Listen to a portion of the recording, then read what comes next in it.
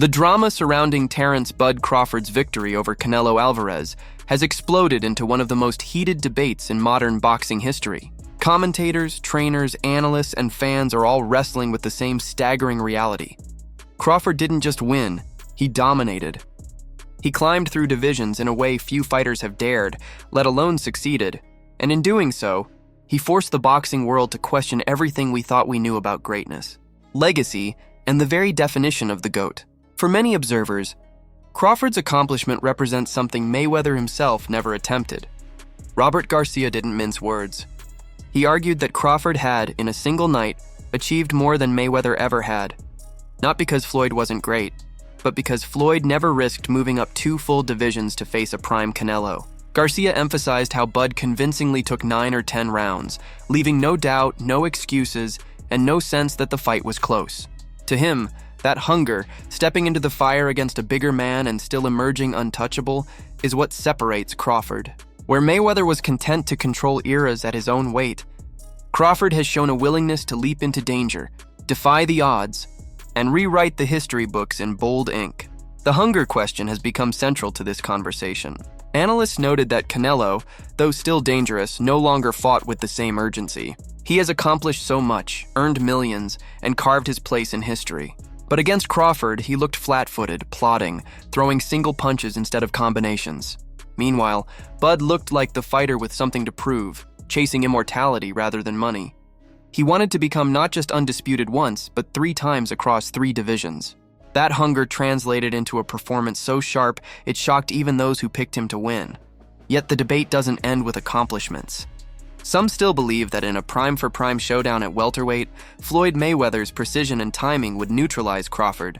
They acknowledge Bud's achievements, but insist that Mayweather's defensive genius remains unmatched.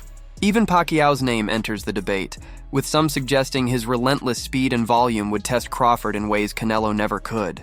But these are hypothetical matchups, ghosts of fights that will never happen. What's undeniable is that Crawford has climbed a mountain even Mayweather never dared to approach. Greg Hackett pushed back hard against the idea that Crawford needs to fight again to validate his place. Turki Alshik floated the idea of David Benavidez as Crawford's next challenge, but Hackett dismissed it as a stunt. To him, Bud's win over Canelo is the defining moment of a career. It's the equivalent of leaping over not just 1 bus but 3, and landing perfectly. Sometimes one fight tells the whole story, and this was that fight. Crawford had already cemented his legacy.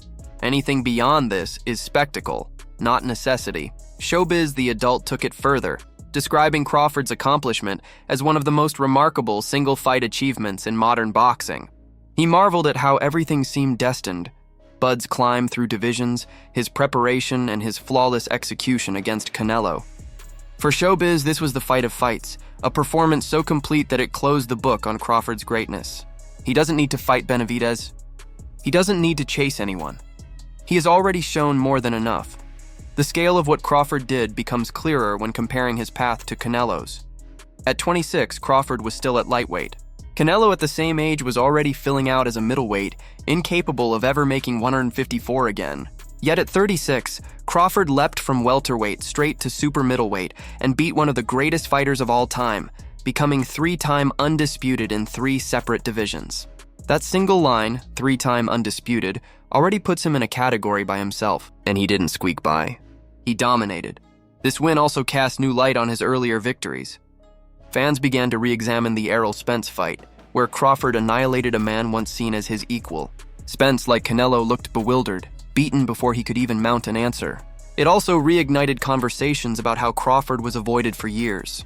Analysts pointed to Bob Arum keeping Pacquiao away from him, and the PBC freezing him out of big fights. In truth, Bud has always been one of the most ducked fighters in history. Comparisons arose to the Black Murderers Row of the past, fighters so feared they were avoided into obscurity.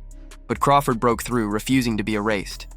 Tim Bradley, one of Crawford's earliest and loudest supporters, saw this as vindication. He reminded critics that he had always called Bud the baddest man alive. Now, after watching Crawford dismantle Canelo with ease, Bradley felt fully justified. He mocked the doubters who claimed Bud was too small, pointing out that not only did he win, but he made it look like sparring. For Bradley, this wasn't just a victory. It was the moment Crawford claimed his place among, if not above, Floyd Mayweather and Manny Pacquiao. He declared that there's nothing left for Crawford to prove. If fans didn't see the greatness before, they were too late to the train now. Luke Thomas described Crawford's performance as nothing short of genius. To him, what defined the fight wasn't just the result, but how ordinary Canelo looked in defeat. Canelo, one of the most decorated champions of the modern era, couldn't find answers. Every time he tried to establish rhythm, Crawford disrupted him with timing, angles, and counters. Thomas compared it to Bud's earlier fights, where he dismantled Ricky Burns, except now it was on a grand, historic stage. For Thomas, the brilliance was in Crawford's ability to anticipate, to neutralize, to make the extraordinary look simple. That, he argued, is what elevates Crawford into rare company, the tactical mind to match the physical gifts. A.D. Oladipo added a pragmatic angle. He pointed out that Crawford has already checked every box in boxing. Beating Canelo was the final mountain, and now a rematch feels unnecessary. Canelo, he argued, no longer looks capable of competing at that level. Forcing him back into the ring would serve no one. Benavidez, on the other hand, is a dangerous option, bigger and younger than Canelo, and financially it could be huge. But Oladipo leaned toward the view that Bud doesn't need it. He has done enough, and chasing further danger risks diminishing what he has already secured. Technically, Crawford's brilliance was dissected round by round. Analysts pointed out how his pivots and angles consistently left Canelo out of position. His jab, timed with precision, dismantled Canelo's rhythm. His defense, catching shots cleanly on the gloves, left him unscathed. By the end, Crawford looked untouched, as if he hadn't just gone 12 rounds with one of boxing's hardest hitters. It wasn't just domination, it was erasure. Canelo, the face of boxing for over a decade, had been stripped of every weapon in his arsenal. The fight is already being compared to Mayweather's win over Canelo, but many argue Crawford did it better. Floyd made Canelo miss and neutralized him, but Crawford broke him down, took his soul, and left him searching for answers. Compared to Bivol's victory, which relied on size and fundamentals, Bud's was artistry, combining movement, power, defense, and offense in one seamless performance. This wasn't a close fight, nor was it a cautious one. It was dominance with intent, and that's why so many now call him the GOAT. Not because he padded his record,